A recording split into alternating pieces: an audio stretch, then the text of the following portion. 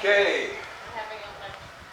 Good afternoon, and thank you for being here this afternoon. My name is Evan Weiner, and it's Italian American Month. I don't know if you know that or not. It's Italian American Month. Yeah, I'm Italian. You're Italian, so you're happy it's Italian American Month. So we're going to talk about a couple of Italians I knew, some Italians I have a few things in common with, and basically it's talking about Italian Heritage Month, and we lead off with this guy, Yogi Berra, who I think everybody in this room has heard of Yogi Berra. Well, Yogi is an old acquaintance of mine. We weren't friends, but I did see him about 3-4 times a year because I used to speak at his museum, and he was a great guy. I can tell you that, an American icon, he was a great guy. Who wasn't a great guy, though, was Joe DiMaggio. His brother, Dominic, was a great guy, but Joe, the less I say about him, the better, but I have to talk about him. I have one thing in common with Frank Sinatra, and they can't take that away from me. One thing in common with Sinatra. Dean Martin, Tony Bennett. I speak over in Tenafly, New Jersey, and in Tenafly, Tony Bennett's son Danny runs a musical studio. Connie Francis. No reaction to Connie Francis. Who's sorry now? Frankie Valli, who is still performing at the age of 90. Madonna. I got a story about her from a guy by the name of Gary LaForest, who was part of her early entourage. Lady Gaga. My daughter went to NYU while she was going to, Lady Gaga was going to NYU, and my daughter told me back then, there's only one really major talent that's at NYU right now. That was Lady Gaga. Robert De Niro and I have crossed paths once, but there's even more of that in my life as well with De Niro. So anyway, Robert De Niro. Al Pacino. Sylvester Stallone, whose career was saved by the Fonz, Henry Winkler. John Travolta. Leonardo DiCaprio, who started his career on Romper Room, a show I absolutely detested. I hated Romper Room. Just hated it. It's like watching Romper Room was like a punishment. The directors, Frank Capra, Francis Ford Coppola, Martin Scorsese, Jay Leno from The Tonight Show, and we're going to start with baseball, and of course we're going to have to end with baseball with Lou Costello, and then this guy again, Yogi. I used to speak at Yogi's museum about 3 times a year, 4 times a year, and he would come to all my talks. And afterwards, he'd pat me on the rear end. He said, "Good job, kids. Let's go in the back room and let's eat." And we used to sit in the back room, and he used to tell me stories. Now, Yogi was on TV an awful lot in the 1950s, where he made his mark. In the World Series. Actually, in 1949, he was in the World Series. But in 1950, 51, 52, 53, 55, 57, 58, Yogi was on your TV every October playing baseball for the New York Yankees. But very few people remember his career at this point. Yogi Berra's last game was on May 9th, 1965. It was the day after his 40th birthday. He called it quits. And but he went on. He became a coach with the Mets and did a lot of commercials and sold you a lot of stuff, an awful lot of stuff. He's remembered for jumping into the arms of Don Larson following Larson's perfect game, October 8th, 1956, when Larson pitched a perfect game against the Brooklyn Dodgers. He was on game shows. He was a pitchman. He was also on the Sergeant Bilko show. Remember the Bilko show? Or You'll Never Get Rich, or the Phil Silver show? He was on there. Yogi didn't write this book. This book was written by my friend Dave Kapler. Dave was the curator of the Yogi Berra Museum. And Yogi is famous for Yogiisms. I bet you, if I ask you this question, you're not going to be able to answer it, but I'll ask you anyway. Who was quoted the most times in arguments before in the history of the United States Supreme Court. Who was quoted the most times? Yogi. Yogi. Lawyers use Yogi Berra's sayings as part of their arguments before the Supreme Court of the United States. Some of those yogiisms, it ain't over until it's over. Baseball's 90% mental, the other half is physical. I always thought that record would stand until it was broken. You could observe a lot by watching. If the world were perfect, it wouldn't be. About a crowded St. Louis restaurant, or a restaurant in St. Louis, so this might have been Minneapolis as well. He used to say, or he said, well, he used to say, because he's gone for the last 9 years, no one goes there anymore. It's too crowded. I asked him about that. He said, well, nobody goes there. You don't want to stand in line, you go somewhere else. It's too crowded. That's why nobody goes there anymore. What time is it? You mean right now? On being honored in his hometown of St. Louis during his rookie season, I want to thank everybody for making this day necessary. The future ain't what it used to be. Why buy good luggage? You only use it when you travel. Why buy a good suitcase? You could get beaten up in the airport. On his hitting approach, I can't think and hit at the same time. On economics, a nickel ain't worth a dime anymore. You always go to other people's funerals. Otherwise, they won't come to yours. I attended his funeral by computer. I watched it. Because I always thought, when I died, maybe Yogi will come to mine. But then again, maybe he can't. It's deja vu all over again. And when you come to a fork in the road, take it. That was to his friend Joe Garagiola.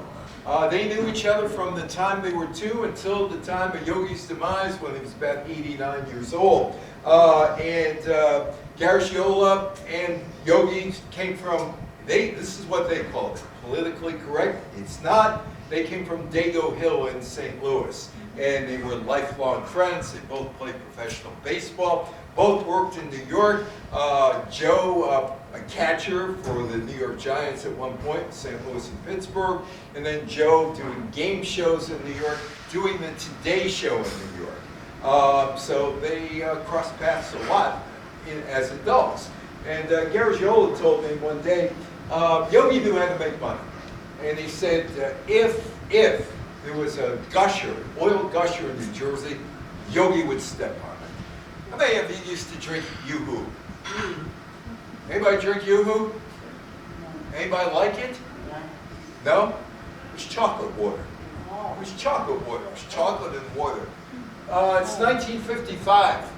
And the guys who are behind, or the people behind Yoo-Hoo, the Oliveri family, were having trouble getting the product on the shelves in New Jersey. In those days of the A&P or Grand Union or Deitch or First National or Finest, they just couldn't get it on the shelves.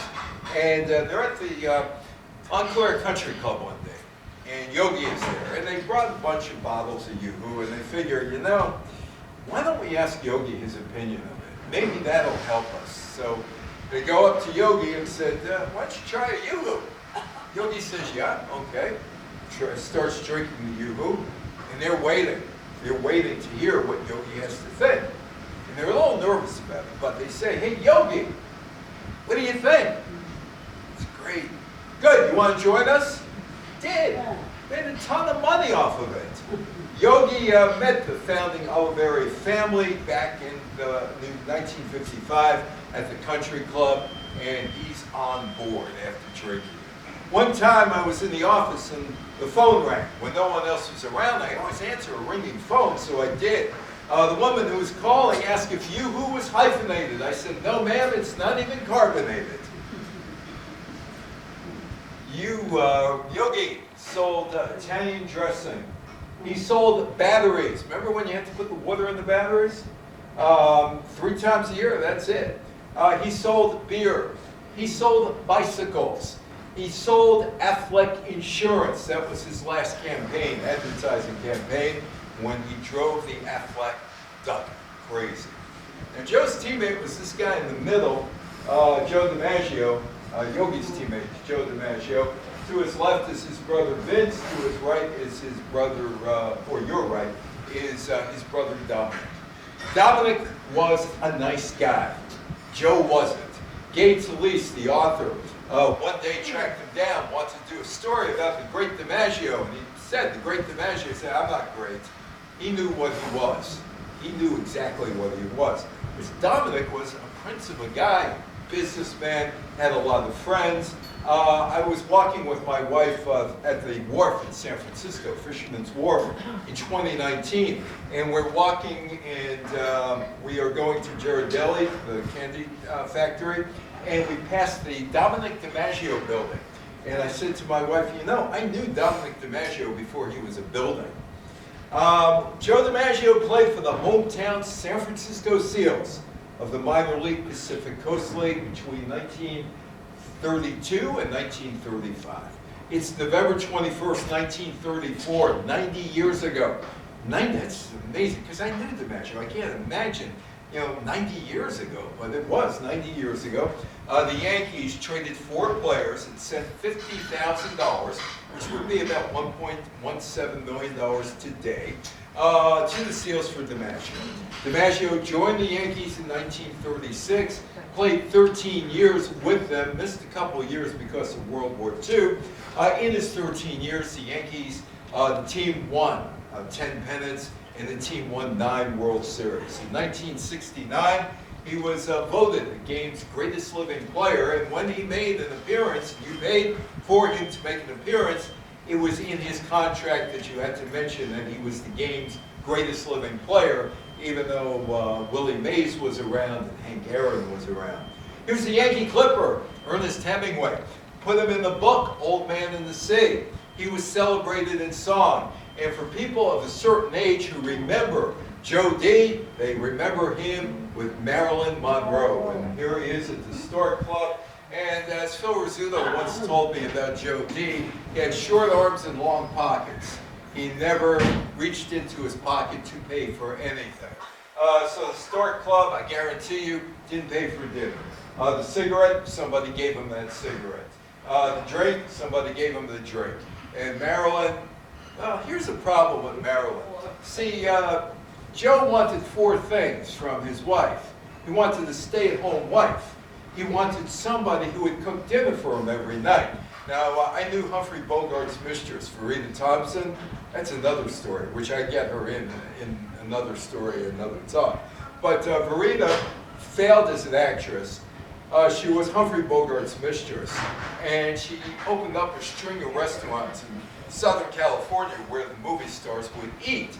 And she told me one day she heard that Marilyn was not a bad cook, that Marilyn could cook. So now you know that Marilyn Monroe could cook. He also wanted somebody less famous than he was and somebody who made less money. Guess what? She failed on all accounts. He retired after the 1951 season. 1952, Joe D asked an acquaintance to arrange a dinner date with Marilyn Monroe. On January 14, 1954, DiMaggio and Monroe eloped in San Francisco. He was about 40, she was about 27 when they did so.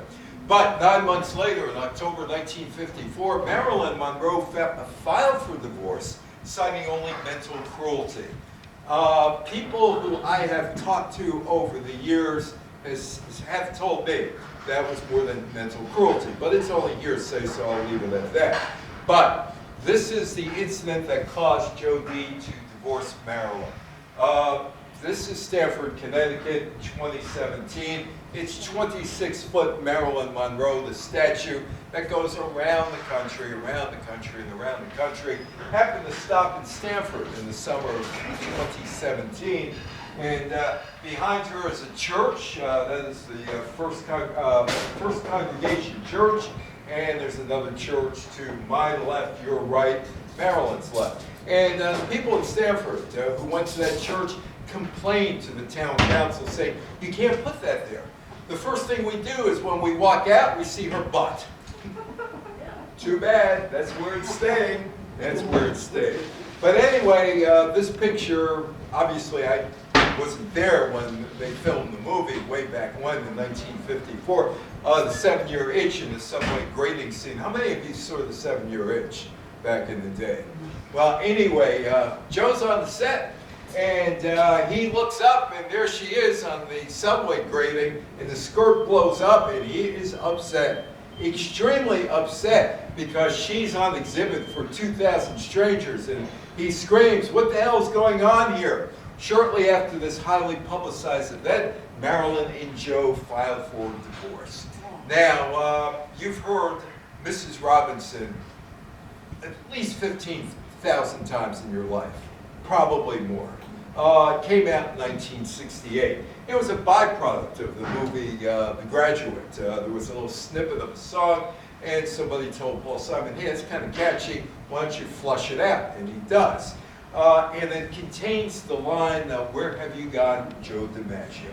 Joe in song, Mrs. Robinson, which started out as Mrs. Roosevelt, as in Eleanor Roosevelt. We didn't start the fire, Billy Joel, Joe, Les Brown and his band of renown. Paul Simon meets with Joe DiMaggio. There are two versions of this story. I am going to give you the story that's been handed down to me from Yankee players from the days I covered the New York Yankees and the old timers, and then Paul's story. Basically, the story goes like this from the old-time Yankee players who wrote the story.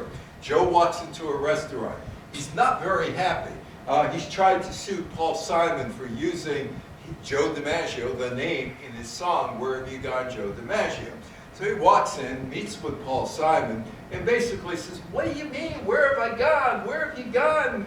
You know, I'm here, I'm with you. I did a commercial, I did this, I did that. I haven't gone anywhere." Well, Paul Simon makes a big mistake. And in covering Yankee-type things where DiMaggio was around, I understood the mistake Paul Simon made. He went intellectual on Joe DiMaggio. One thing you never went off on while you were talking to DiMaggio was anything above like a second-grade conversation. That was it. So Paul says, "Well, look, you know, look, I was 10 years old in 1951. You weren't around anymore after 1951. Where'd you go?" "I'm here, I'm sitting with you." "What do you mean, where did I go?" And of course, they have dinner, and Paul Simon is stuck with the tab, and that's the end of that. The official story from Paul Simon doesn't really differ from that. He's on the Dick Cavett show, and he said, "I didn't mean the lines literally, 'Where have you gone, Joe DiMaggio? A nation turns its lonely eyes to you.' I thought of him as an American hero, and he had 3 people he considered for the song. One, Eleanor Roosevelt, the most highly respected woman, the most respected woman of the 1930s. Ted Williams, who played with the Boston Red Sox, who was a great, great flyer during World War II and also the Korean War, and Joe D. I thought of him as an American hero, and that genuine heroes were in short supply. He accepted the explanation, thanked me, we shook hands, and said goodnight." Joe DiMaggio hated Mickey Mantle, and Mickey Mantle hated Joe DiMaggio. They absolutely despised one another. Joe is jealous. He's 37 years old. He's looking to his left in the Yankee Stadium outfield, and there is the most gorgeous creature ever to be in a baseball uniform, Mickey Mantle. He's got blonde hair. His nickname is Muscles. His name Mantle comes from the earth. He could run like the wind. And Joe is jealous. He's 37. He has a bad ankle. He's at the end of the line, and Mickey is going to take his place. Well, it's the 1951 World Series. The New York Giants and the New York Yankees. Is a fly ball hit to right center field. Mantle's running as fast as he can, He trips over a drain in the Yankee Stadium outfield. Tears up his knee. Always blamed DiMaggio for it. He said, "Joe loafed on the ball. If he was trying harder, I never would have torn up my knee." After that, they hated one another. But Dick Cavett was a really good interviewer on ABC TV. He was always very well prepared, and he should have been. He went to Yale University, so he was a smart, and is a smart guy. He's still around today. And he wanted to know why Mickey Mantle wasn't in the song Mrs. Robinson. So he asked Paul Simon, why wasn't Mantle's name used? Why wasn't DiMaggio? And Paul Simon very slyly said, it's all about syllables, Dick. It's about how many beats there are. Anybody have a Mr. Coffee machine back in the day? Was it good? Was it a good machine? Well, Joe pitched for that. In the 1970s, he becomes the spokesman for Mr. Coffee. He's the face of the electric drip coffee makers for 20 years. Anybody have an account at the Bowery Savings Bank? I did when I was a kid. The Bowery pays a lot. Anyway, he becomes the spokesman for the Bowery in 1972, and he's with them on and off for the next 20 years. This is my friend Terry Cashman, who I've known for about 40 years.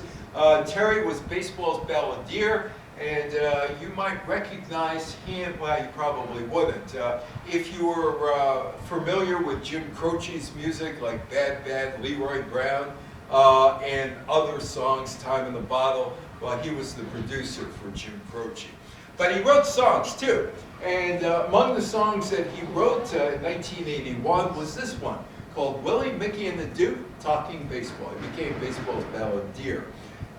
And does it look like something is missing in this picture? No. Does it look like something's missing? Yes, there is. Somebody should be in the middle there. There's that someone. Duke Snyder, Joe DiMaggio, Willie Mays, Mickey Mantle.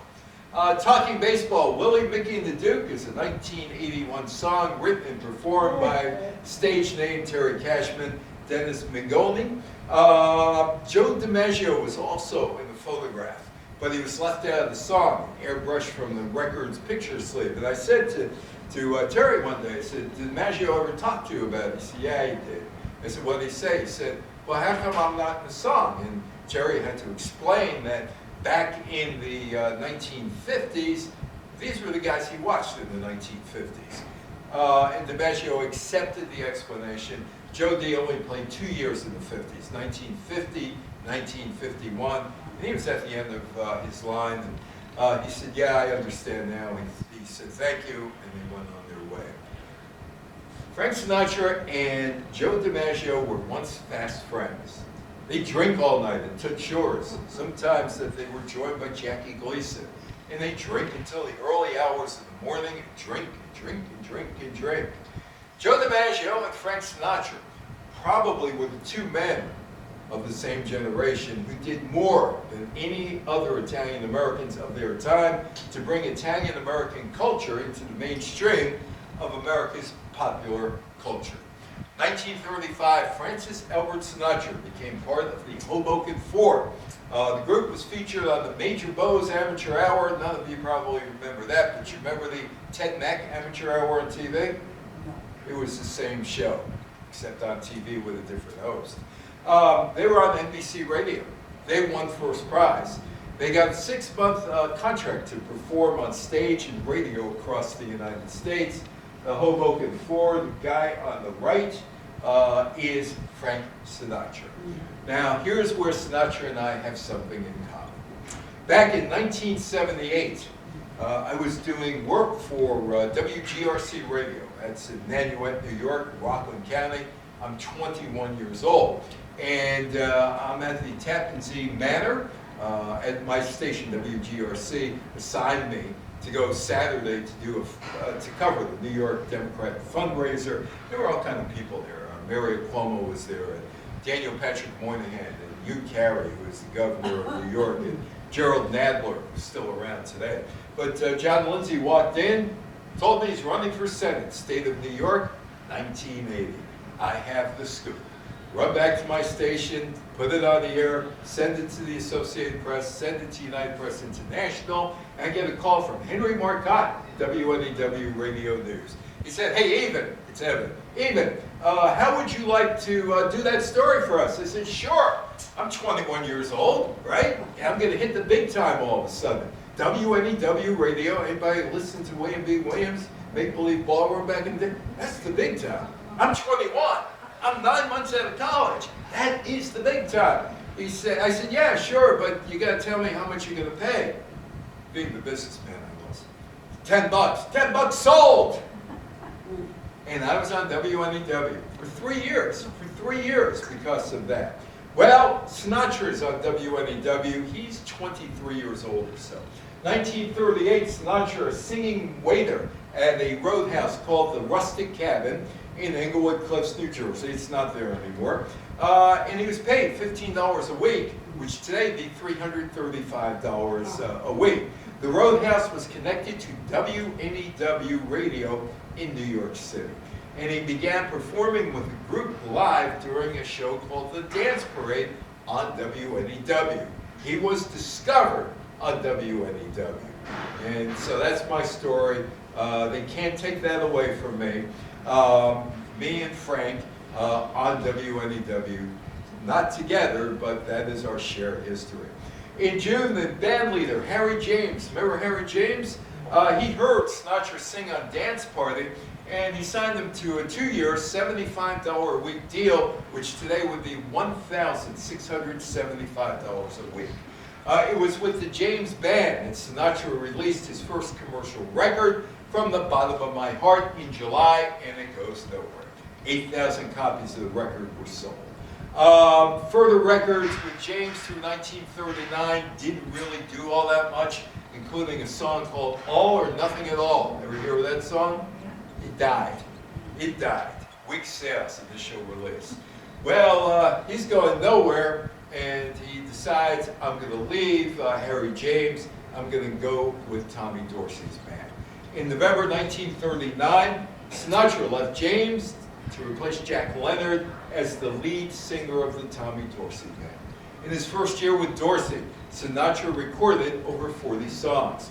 The first one was Polka Dots and Moonbeams. Ever hear of that one? Polka Dots and Moonbeams. That comes out in late April 1940. And then comes the big one, the one that launches his career, I'll Never Smile Again. Topping the charts for 12 weeks, beginning in mid-July, Sinatra pushed Dorsey to allow him to record some solo songs. Dorsey said no, no, no, and eventually, by January 19th, 1942, Sinatra was able to record Night and Day. By the way, Cole Porter, think Cole Porter liked Sinatra's interpretations of his songs? Yes or no? No, he didn't. Didn't. Thought it was lifeless, emotionless. I was at a library in Sachem, New York, 3 years ago, this month. And we're doing an Italian Americans in Sachem celebration. And there was a woman who was 100 years old who came in with her daughter and her granddaughter. And they wheeled her up to me and they said, Mama, pick up your skirt. And she does. And I see bobby socks. She was a bobby soxer. Now she's 100 years old in 2021, which meant that she was about 19 or 20 when she first saw Sinatra around 1940-41. She's a bobby soxer. After the 1942 recording, Sinatra believed he needed to go solo. But he was hampered by a contract that gave Dorsey 43% of Sinatra's lifetime earnings in the entertainment industry. Now, you may think that's a bad contract, but if I name all of the names that recorded songs back in the 1930s, 1940s, you would recognize Al Jolson, you would recognize Bing Crosby, but you probably would not recognize 95% of the singers from those days. Why? Because they had a hit or two, and they were gone. They were absolutely gone. So it probably wasn't a bad deal in the fact that Sinatra might be gone in a year or two. A legal battle ensued, eventually settled in August of 1942. On September 3rd, 1942, Dorsey said goodbye to Frank Sinatra and reportedly said as Sinatra left, I hope you fall on your ass. But he was more gracious on the air when replacing Sinatra with singer Dick Haymes. Let me ask you, how many of you heard of Dick Haymes? Yeah, 1, 2, that's about it. That's what I was talking about. Jim Lowe, who was a disc jockey on WNEW in New York, had a huge hit in 1956 called Green Door. and nothing after that. So he became a disc jockey in Chicago, ended up on NBC Monitor and then WNEW Radio. Famous fleeting, and that would happen to Sinatra. But before that, May 1941, Sinatra topped the male polls in the Billboard and Downbeat magazine. His appeal was to the Bobby Soxers, that woman who came to see me when she was 100 years old, and teenage girls, and revealed a whole new audience for popular music, which had been recorded mainly for adults up until that time. The Bobby Soxers organized meetings. They sent mass letters of how great you are, Frank, to, and his publicist, George Evans, said, do the interviews, take pictures with your fans. And I'm creating this image. You're an Italian-American with a rough childhood who made good out of Hoboken, New Jersey. But 1946 comes along and Sinatra's a has-been. It's done. 1946. He's about 30 years old. He's finished and ruptures his vocal cords. He's done. Maybe that contract wasn't all that bad. He wasn't going to give out all that money. But Sinatra stages a remarkable comeback, all due to this movie called From Here to Eternity. The release of the film, From Here to Eternity, in August 1953, marked the beginning of a career revival. He would be nominated for Academy Awards. His records, big sellers in the 1950s. He had a TV show on ABC. And he's still friends with Joe D. And Joe D's going through a rough patch. Marilyn leaves him. Says, I'm out of here, October 1954. So Frank and Joe are drinking their sorrows away. And Frank comes up with an idea. He hired a private investigator by the name of Barney Woditsky to trail Ava Gardner, who is one of the great loves of his life, or great obsessions of his life, but she was going to be his ex-wife. Sinatra says to Joe D, you know, I hired this guy Barney, why don't we hire somebody for you, and we'll trail Marilyn. Good idea, good idea. Joe thinks it's a brainy idea. Frank had Monroe's phone bugged, private citizen. But Frank Sinatra somehow arranged it that they bugged Marilyn's phone. When Marilyn moved into the Waldorf Astoria, DiMaggio would wear a fake beard, hold the New York Times over half of his face while he sat in the lobby hoping to see her maybe with somebody else. They're out in, Sinatra's out with DiMaggio in Hollywood. One night after a bout of drinking, Sinatra and DiMaggio and 5 others went over to an apartment complex in West Hollywood, California in November of 1954. DiMaggio knew that Marilyn was carrying on with her voice coach, a guy by the name of Hal Schaefer, and he wanted to catch them in the act. And if he could cause a little pain, that would be a plus as well. 39-year-old lady by the name of Florence Cox awoke to find her door broken down. Oh, they went to look for Marilyn one night, except they went to the wrong apartment. DiMaggio and Sinatra were hovering over her, ready to pounce, and she started to scream, and the cops came. There were 7 people there, but in the official report by the police, there were only 5. 2 of them aren't named. You want to guess which 2 that weren't named? Florence Cox later sued DiMaggio, Sinatra, and the rest of the raiding party for $200,000, which would be about $1.4 million today. Sinatra very quietly paid off Cox $7,500, $88,000 today. It's an out-of-court settlement. But there was a tabloid in Hollywood, a gossip tabloid named Confidential, which would go out of business by 1957 because they were breaking too many stories about celebrities, and the Hollywood movie studios wanted to put them out of business because it was bad publicity for them. Today it wouldn't matter.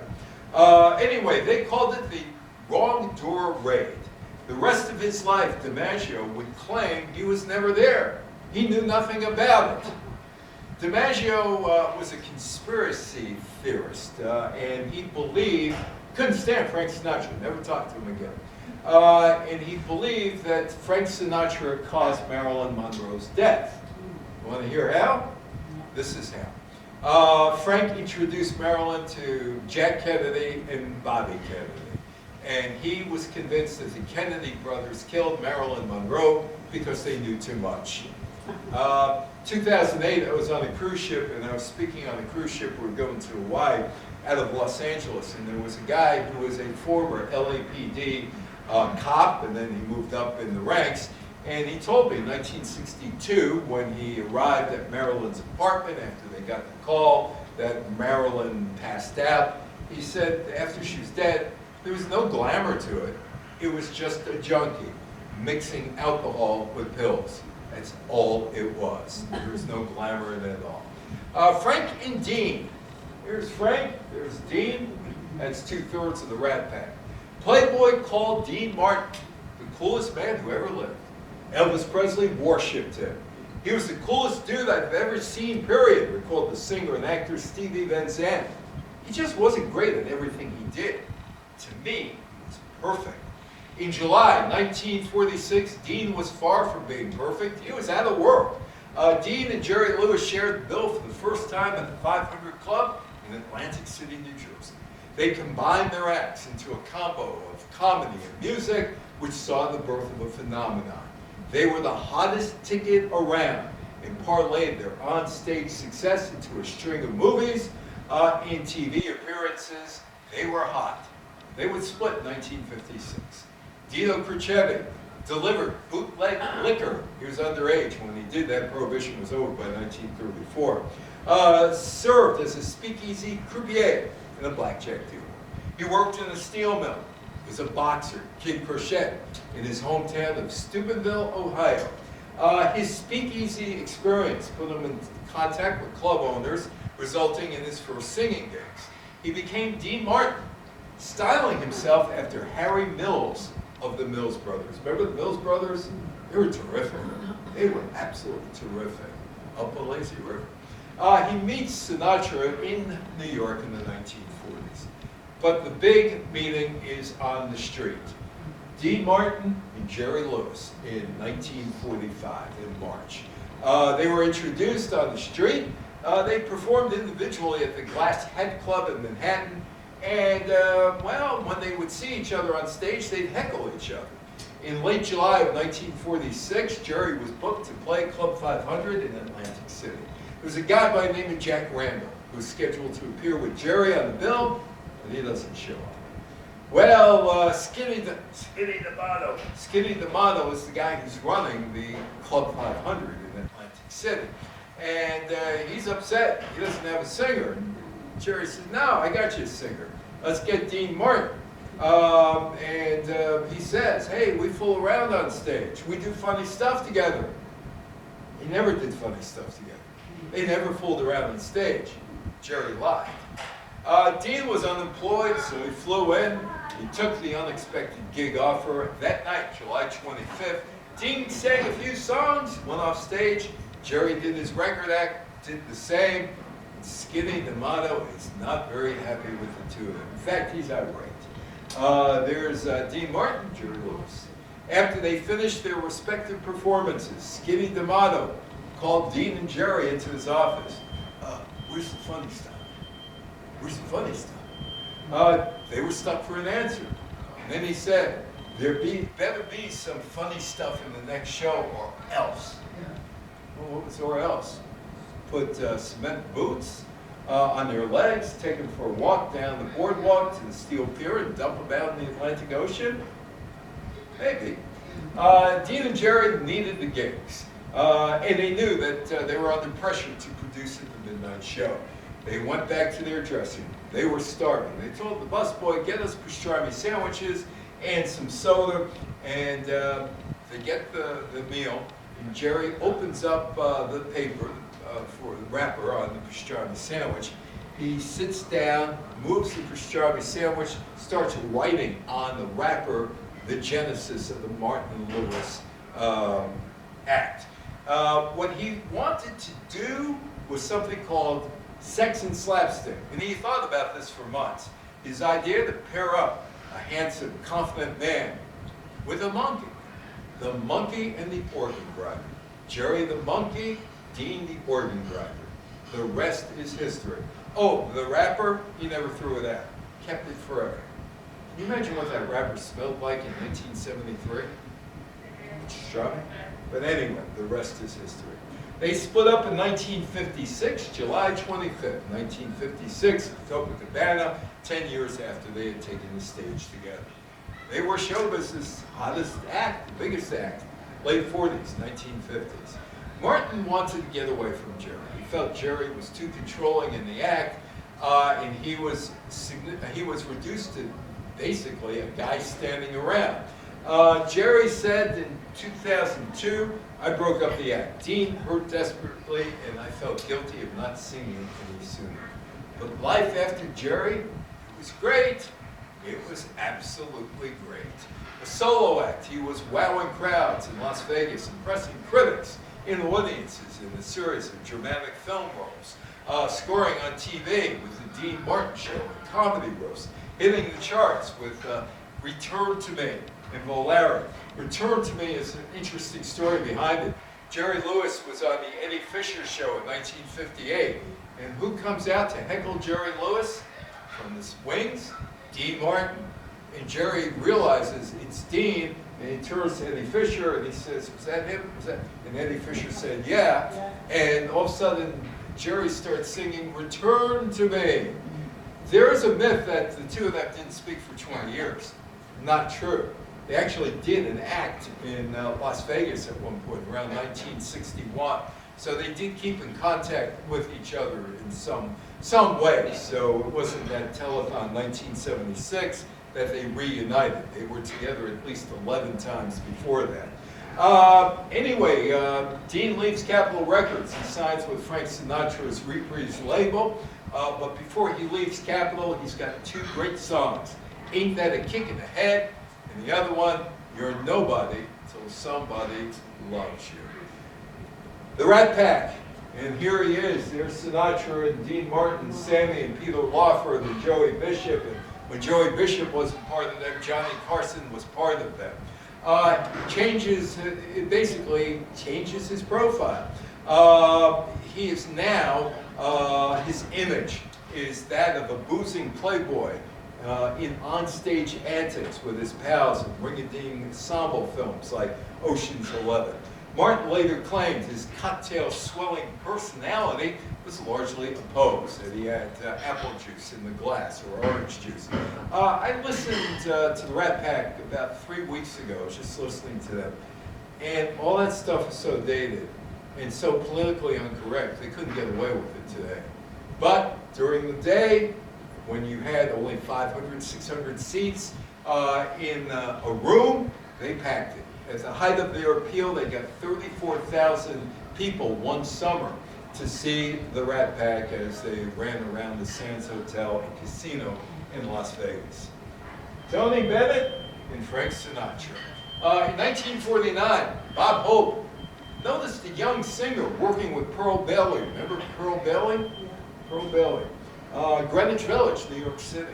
Bob Hope came down to check out my act. He liked my singing so much that after the show, he came back to see me in my dressing room and said, come on, kid, you're going to come to the Paramount and sing with me. But first he told me he didn't care for my name, stage name, Joe Barry. And he asked me, what is your real name? I told him, my name is Anthony Dominic Benedetto. And he said, well, we'll call you Tony Bennett. There is some hope. There's Bob Hope, Tony Bennett. Bob Hope discovered Tony Bennett. Frank Sinatra was wowed by Bennett. For my money, he's the best singer in the business. He excites me when I watch him. He moves me. He's the singer who gets across what the composer had in mind, and probably a little more.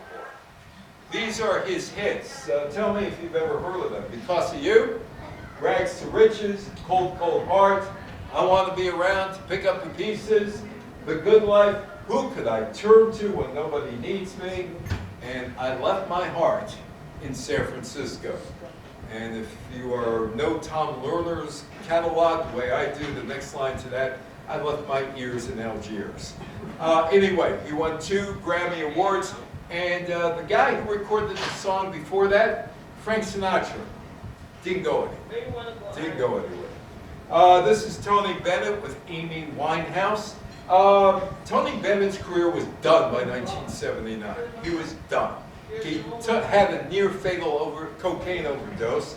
And he called his sons, Danny and Dave, and he says, listen, I need help. Look, I'm lost here. It seems like people don't want to hear the music I make. And Danny Bennett, who's got a studio in Tenafly, New Jersey, which I pass all the time before I speak at the Tenafly Senior Center, was an aspiring musician. But he came to the realization he didn't have the talent. He had a band called, he and his brother Danny had a band called Quacky Duck and his Barnyard Friends. You gonna go see Quacky Duck and his Barnyard Friends? Now that might have been good in the late 1960s when you had all of those quirky names like Messenger Service and things of that nature, but it wasn't working in the late 70s. Danny had struggled, but he also knew something. He had a head for music, rather for business, and Tony, of course, was musically talented. Tony didn't know what was going on with his business. Absolutely had nothing, didn't know what was going on. Everything made so little sense financially. And Danny said, you know what, I'm going to manage your career. But it's going to be my rules. And these are the rules. We're going to get your expenses under control. That's the first thing. You're getting out of Las Vegas. No more Mr. Las Vegas. You're moving back here to New York. And you're going to play colleges in theaters. Now, I graduated college in 1977.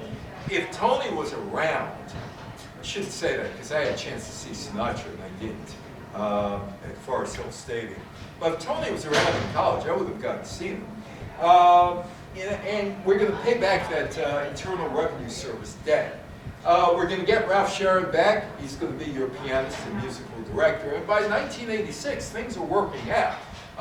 He has a new contract with Columbia Records. He has creative control, and he releases The Art of Excellence.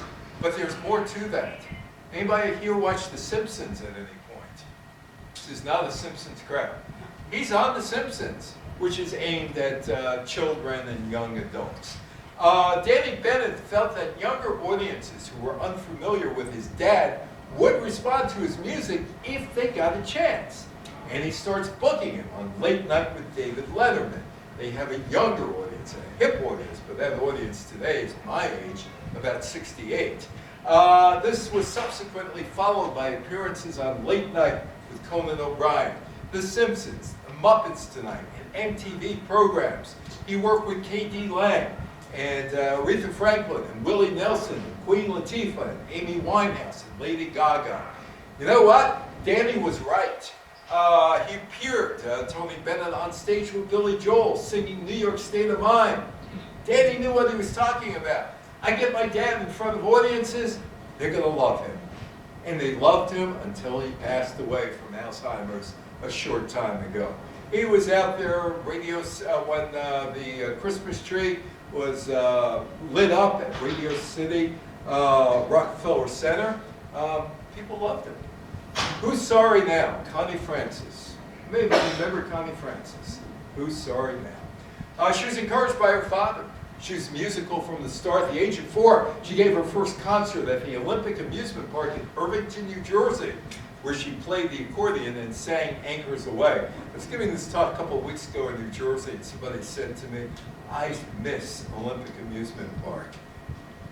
It was good.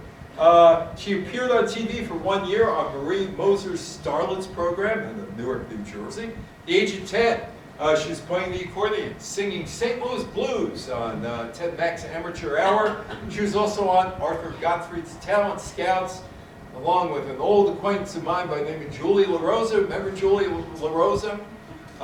Julie, nicest guy in the world. I mean, I met him at WNEW. I was 23 years old.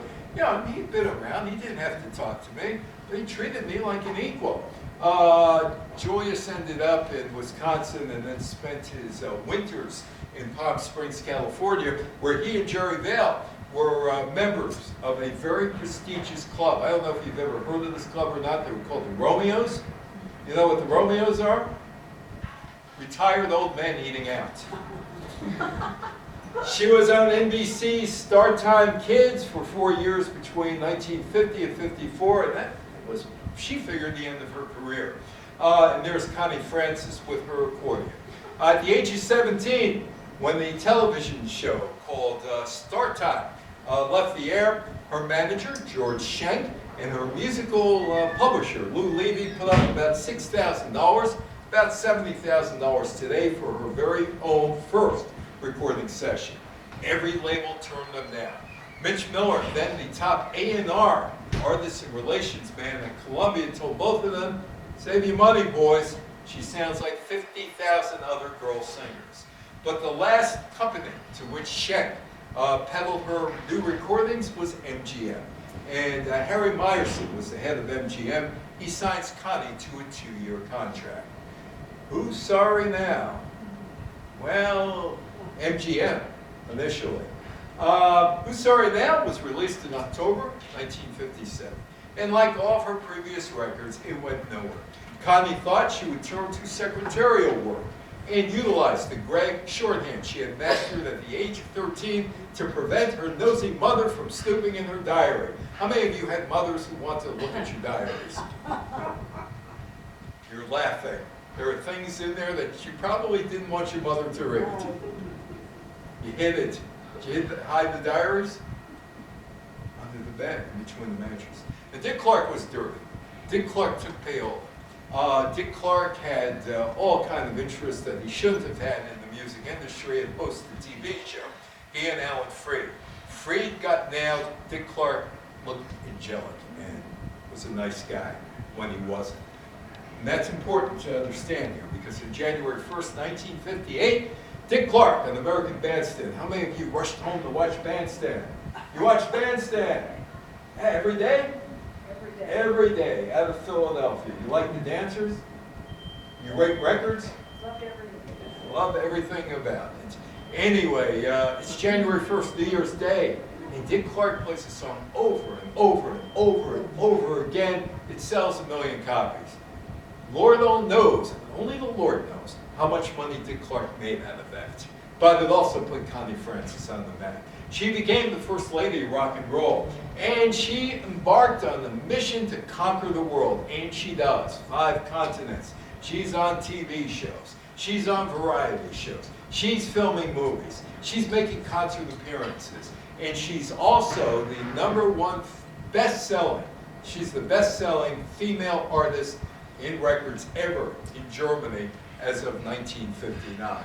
In 1959 and 60, she records albums in Italian, in Hebrew, and in Spanish. She's got to put out 5 albums a year. It's an awful lot. That's about 70 songs a year. But she does it. But what goes up must come down, and she has some personal problems. 1967, she has some bad marriages. And on top of that, she decides to do some cosmetic work, which actually left her unable to sing in air-conditioned venues. 1974, she has a miscarriage.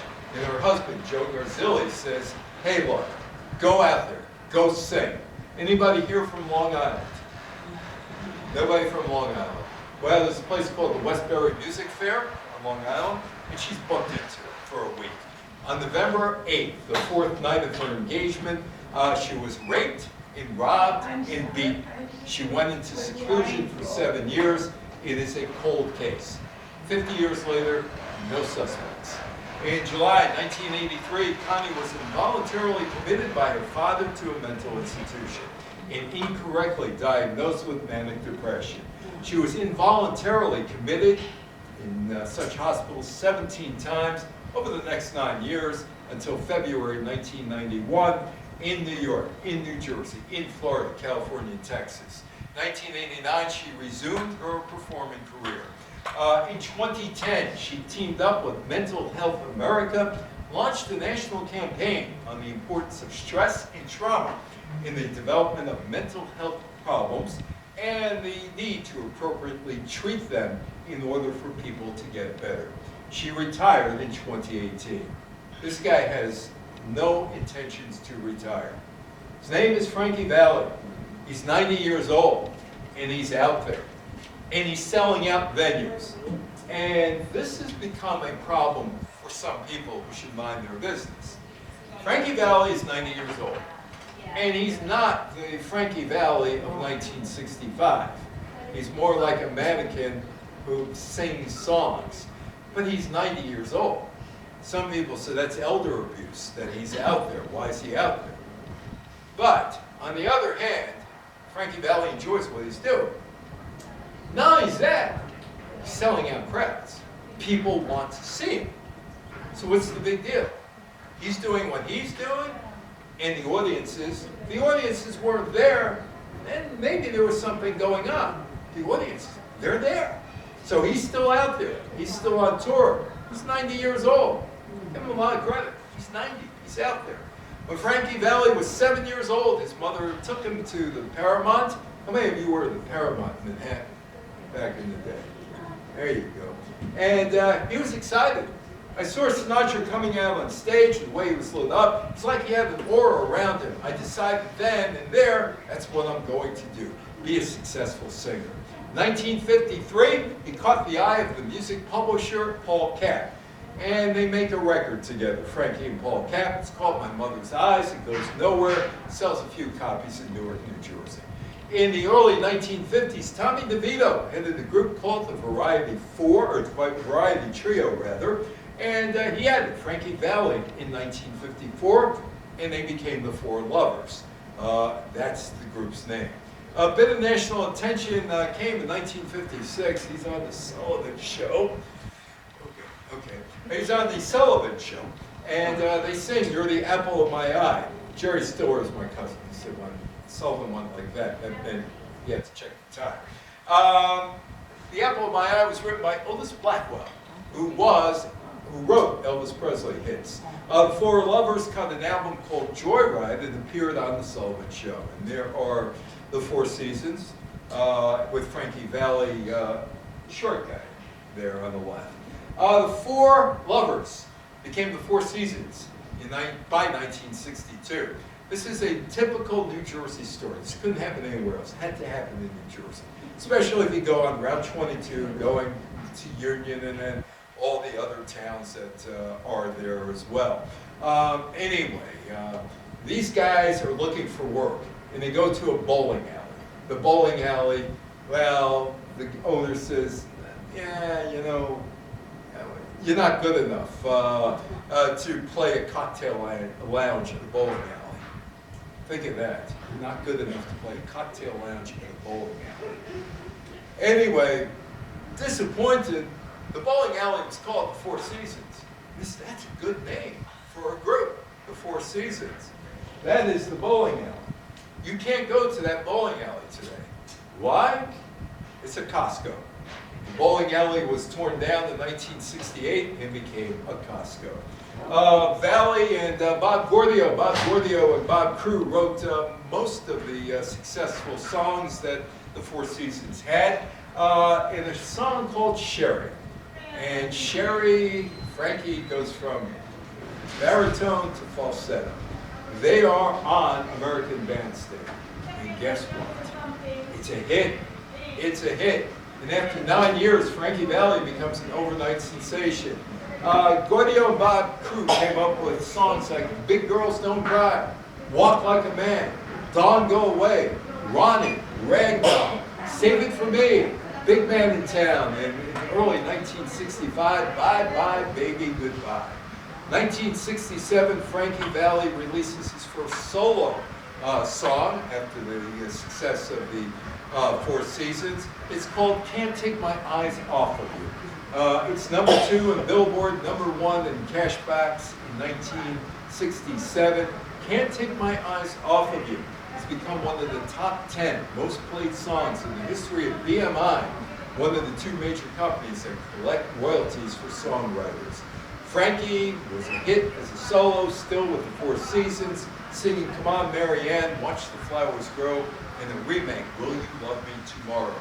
From 1962 to 1978, Frankie Valli, the Four Seasons, sold over 100 million records. 100 million records. Anybody see Jersey Boys? Like it? Like it? It's about the Four Seasons. Jersey Boys won Tony for the Best Musical, Laurence Olivier Award for Best New Musical, Grammy Award for Best Musical Show Album. And it premiered outside of San Diego at the La Jolla Playhouse in California in 2004. Its Broadway run lasted 12 years, 2005 to 2017. And there have been American and international tours. Madonna's original fans now are about 55 years old. Think of that. Madonna's original fans are about 55 years old today. Animal.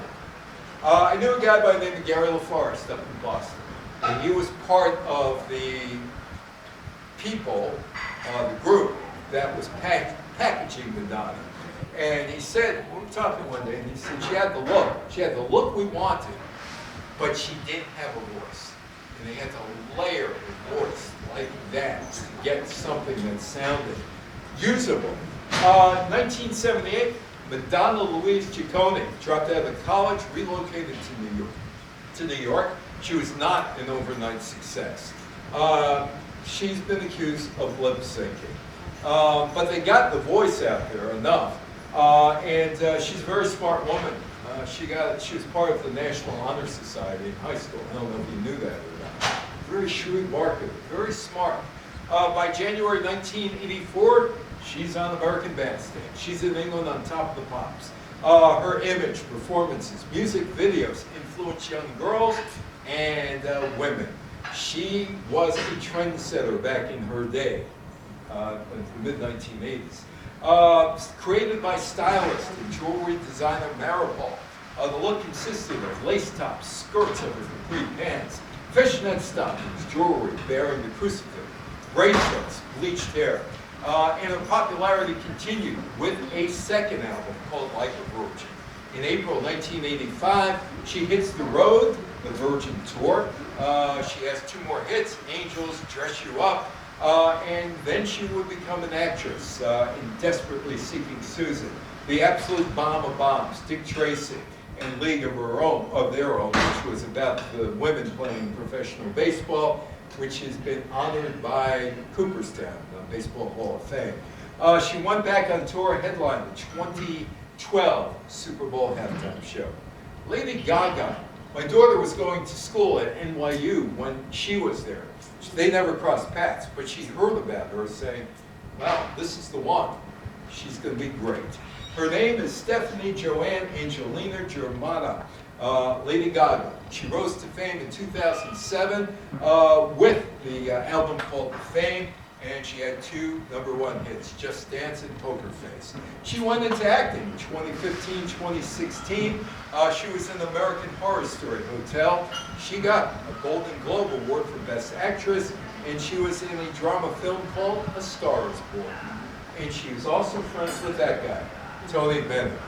Lady Gaga, when she was just Stephanie, she was in the jazz band in high school. She loved jazz, and she teams up with Tony Bennett in 2014, and they released an album called Cheek to Cheek. There were two songs that you probably heard of, Anything Goes, and I Can't Give You Anything But Love. She was in The Star is Born in 2018. Her contribution, as well as acting, was a song called Shallow. She was the first woman to win an Academy Award, a BAFTA Award, Golden Globe Award, and Grammy Award in 1 year. She returned to her dance pop roots in 2020 with Chromatica.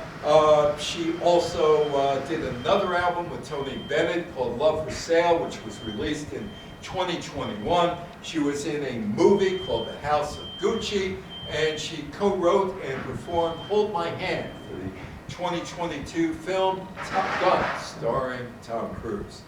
Okay, Robert De Niro. Robert De Niro and I crossed paths on April 14th, 2010. Huge party, $2 million party at the St. Regis Hotel in Manhattan. And he stood in the back, and he had to go up, and he had to be part of introduction. Look who's here today. He's on stage. It's a great party. Absolute great party. Best party I've ever gone to. Lasted 8 hours. They spent $2 million honoring the First Lady of Malaysia. It was a party thrown by the Malaysian Mafia, and which caused some problems with the Secret Service. You better find a sponsor, and they did fresh water. But anyway, it's besides the point. So my wife's hanging out with Jamie Foxx, right? She's having a good old time. She's got Jamie Foxx. She's hanging out with this one, that one, that one, and that one. And I'm hanging out with Alphonse D'Amato all night, the former senator from the state of New York. And to make matters worse, it wasn't just Alphonse D'Amato. At my table was Alphonse on my left, and Armand, his brother, a lawyer, on my right. How about this all night?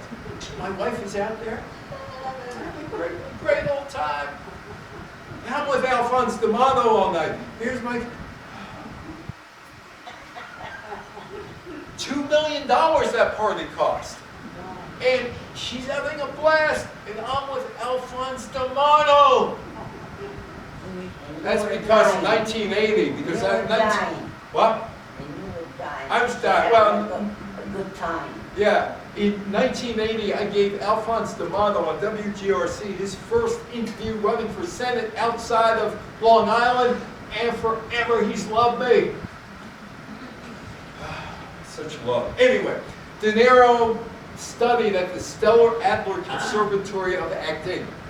Stella Adler, one of the first ladies in the Yiddish theater, is one of my relatives.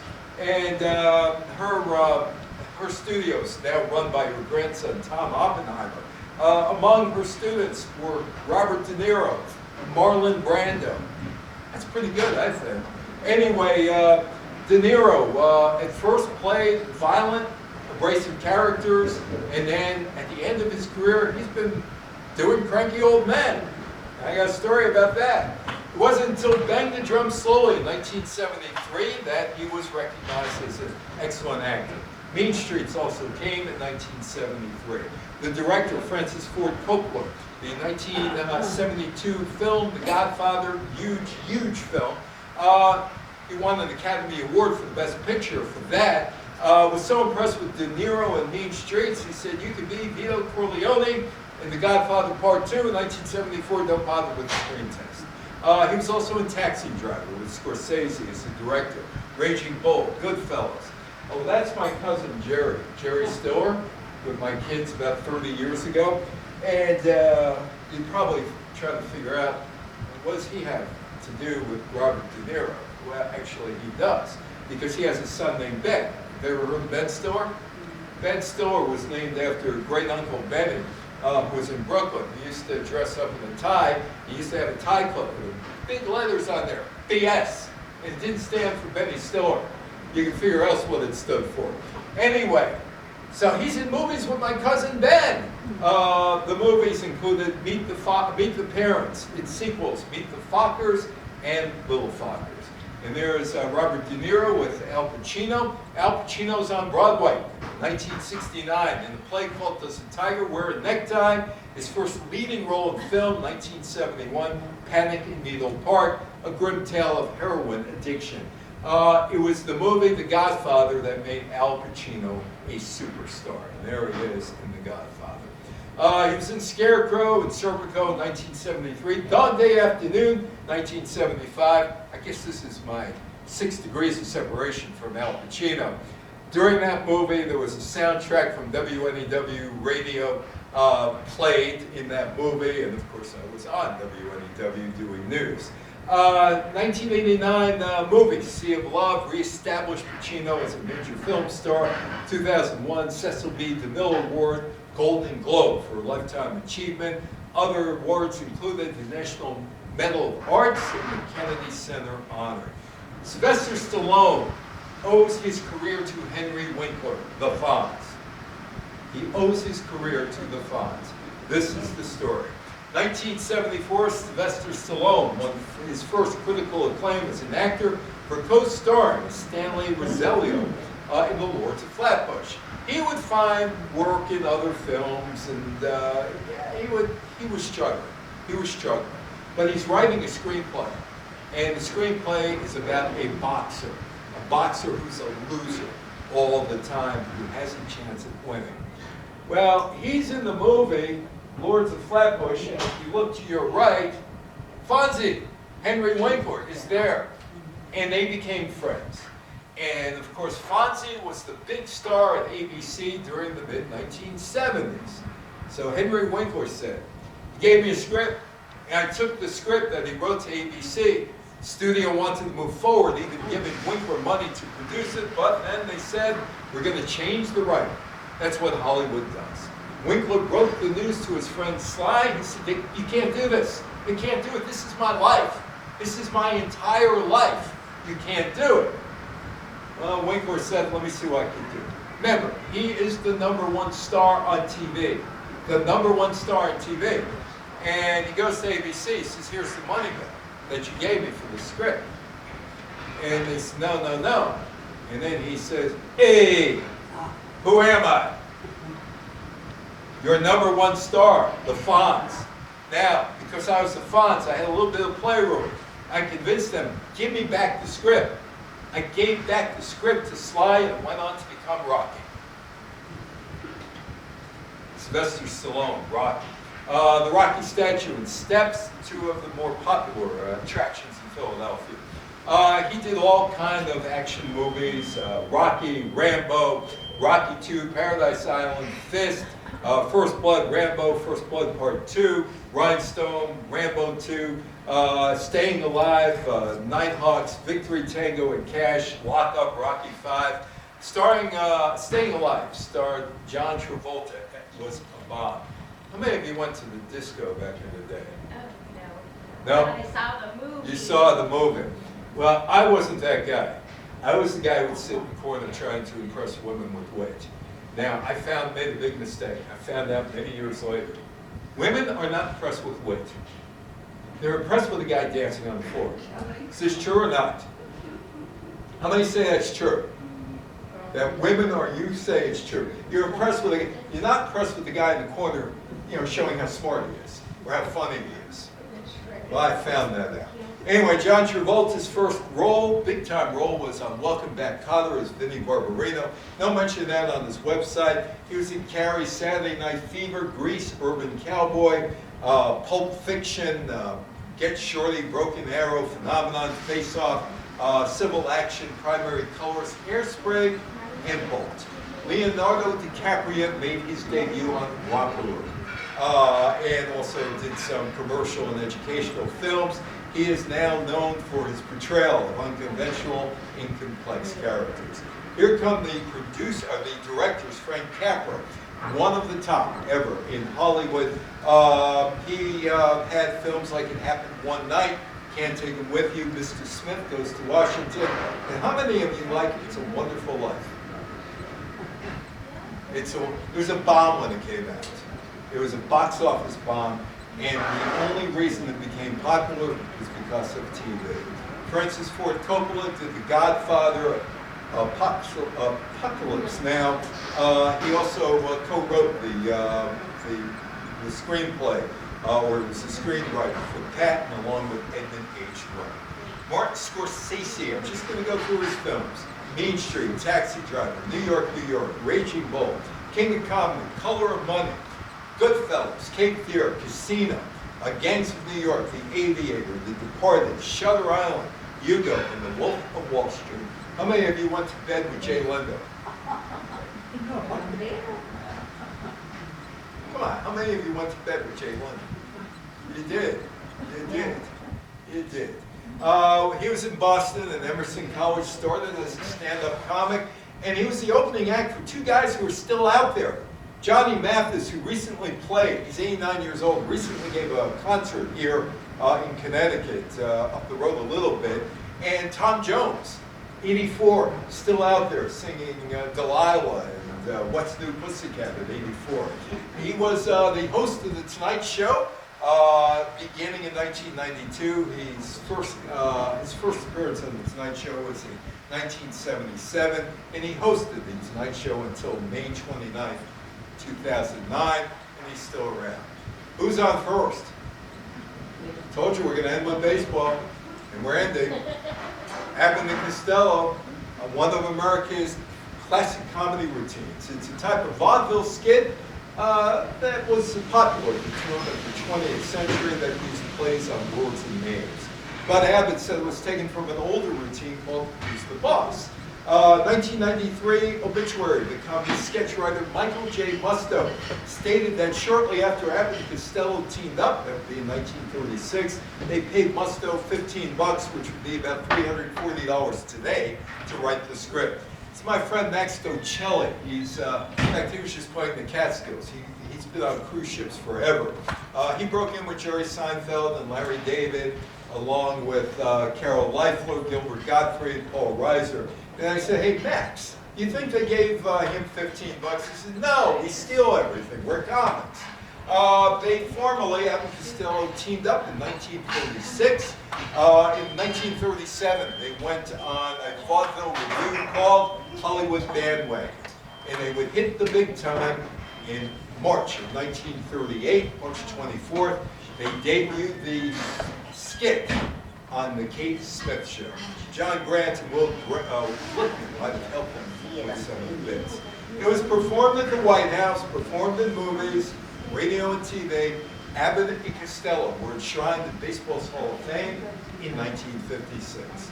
Vin Scully, the Los Angeles Dodgers announcer, is looking at his TV monitor one day in 2007 and says, now we know the answer to baseball's eternal question of who's on first.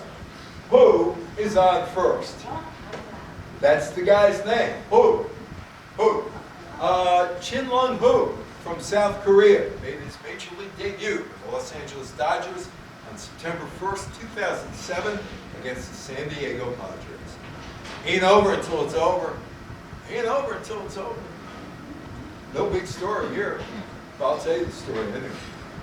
My friend, the late Mike Dyer, passed away a couple of years ago. It's 1973. Yogi's Mets. The team is not doing all that well. They have a lot of injured players. But they're all coming back. And the team starts winning in late August. And they find themselves in a pennant race, an unlikely pennant race, because Pittsburgh, and Philadelphia, and St. Louis and Chicago, and Montreal are doing nothing. Absolutely nothing. They're close. They're close, but you can't lose a game. They cannot lose a game. Well, they lose a game at Shea Stadium. And Mike Dyer worked at the Long Island Press. After a game, the manager would be sitting here, his desk, and there'd be a horseshoe round of people asking questions. And nobody's asking a question. Mike Dyer finally says, Yogi, is it over? It ain't over until it's over. He was right. Mets won the pennant that year. Won the National League East. Won the National League. Lost in 6 games to Oakland in the 1973 World Series. It's over. Any questions, any comments? It's your turn. Nobody? It's over. Excuse me? You say it's over. Okay. It is over. Yo, it's over, yeah.